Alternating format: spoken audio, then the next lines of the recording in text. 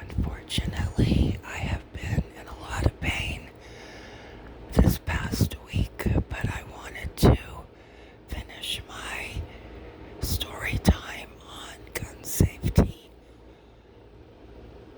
I remember getting home, even though it was decades ago, and I asked myself, why didn't I see the gun when I took my keys out of my purse? That's because they were in the ignition of the car. So I got home and parked, and I got in the door with my children. I don't exactly remember where we slept. I'm not a huge couch person, but sometimes with kids you do fall asleep in the living room watching cartoons. But since we got up in the middle of the night to take my husband to the Army Reserve,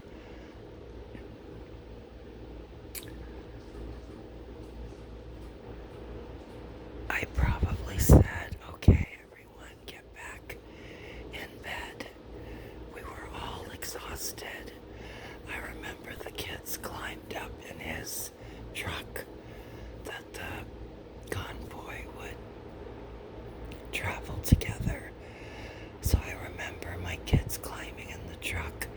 We probably got up at 2 or 3 and were there at 4, and maybe I got home at 5 or 6, but it was kind of a blur. I think he could have just left his gun home. It was for personal safety, but you have to weigh the odds. Do I really need it now? Of course, you never know. The one time you don't have a gun could be the time someone pulls a gun on you. So for whatever reason, he felt that he needed a gun for private protection, and he told me to take it home and put it up. We went to sleep. I don't know if they climbed in my bed or their own beds, but we all went back to sleep for a few hours. And then when I woke up in the morning, I realized I forgot to put the gun up like my husband told me to do.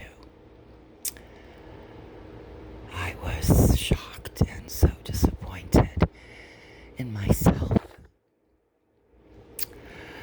I ask myself to this day, could my toddler have picked up the gun and pulled the trigger? He was probably 4 years old, and it was either a .357 Magnum or a .38 Special. I don't think he could have wrapped his fingers around the trigger, but you don't ever want to take that chance. I am horrified and mortified that he could have shot himself, his siblings, or even me. The other day on YouTube, I saw a horrible, horrific story where a child found their father's gun and shot their mother while she was on a Zoom call. Whoever she was talking with, whomever watched her get killed, I can't imagine anything more frightening than that.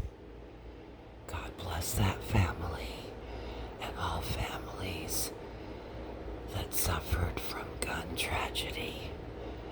And I'm sorry I made such a horrible mistake. It's been 40 years, but I still remember I forgot to take the gun